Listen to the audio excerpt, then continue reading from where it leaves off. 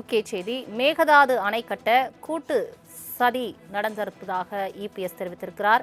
மேகதாது அணையை கட்டுவதற்காக கர்நாடகாவுடன் சேர்ந்து கொண்டு முதலமைச்சர் கூட்டு சதியில் ஈடுபட்டிருப்பதாக இபிஎஸ் குற்றம் சாட்டியிருக்கிறார்.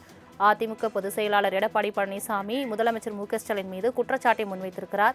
இது தொடர்பான மேலும் விவரங்களை தருவதற்காக செய்தியாளர் ராஜேஷ் இணைப்பில் இருக்கிறார். ராஜேஷ், மேகதாது அணை கட்ட கூட்டு சதி நடைபெறுவதாகவும் முதலமைச்சர் மு.க.ஸ்டாலின் கர்நாடகாவுடன் இணைந்து கூட்டு சதியில் ஈடுபட்டிருப்பதாகவும் இபிஎஸ் தெரிவித்திருக்கிறார். முழு விவரங்கள் என்ன?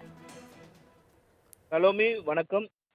அதிமுகவின் பொதுச் செயலாளரும் தமிழக எதிர்க்கட்சித் தலைவருமான எடப்பாடி கே பழனிசாமி முதலமைச்சருக்கு கண்டனம் தெரிவித்து ஒரு அறிக்கை வெளியிட்டிருக்கிறார். அது பல்வேறு கருத்துக்களை தெரிவித்திருக்கிறார்.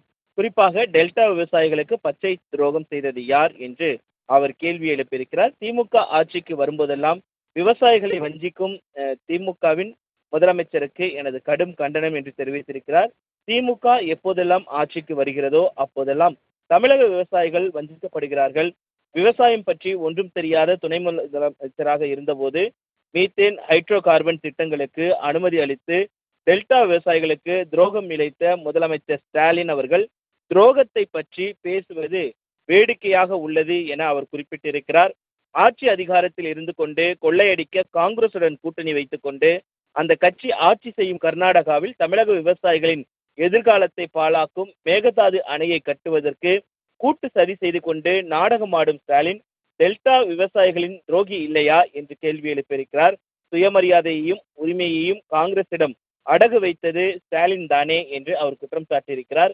மேலும் விவசாயிகள் வியர்வை சிந்தி உழைத்து விளைத்த நெல்லை முறையாக கொள்முதல் செய்யாமல் மழையில் நனைய விட்டு விவசாயிகள் வயிற்றில் அடித்த திமுக அரசின் முதலமைச்சர் ஸ்டாலின் விவசாயிகளின் துரோகி இல்லையா என்று அவர் கேள்வி எழுப்பியிருக்கிறார். நெல் ஈரப்பதத்திற்கான வரம்பை உரிய நேரத்தில் மத்திய அரசின் ஆணையை பெற்று உயர்த்த தவறிய கையாலாகாத முதலமைச்சர் ஸ்டாலின் விவசாயிகளின் துரோகி இல்லையா என்று தொடர்ச்சியாக பல்வேறு விஷயங்களை சுட்டிக்காட்டி கேள்வி எழுப்பியிருக்கக்கூடிய அவர், திமுகவின் நோக்கம் மக்களை ஏமாற்றி தேர்தலில் வெற்றி பெற்று கொள்ளையடிப்பதுதான் என்பதை டெல்டா மக்கள் தெளிவாக உணர்ந்துள்ளனர்.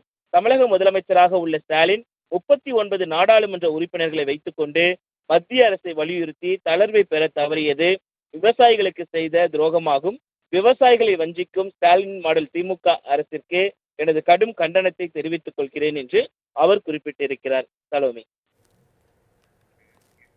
தங்களின் முழு விவரங்களுக்கு நன்றி ராஜேஷ்.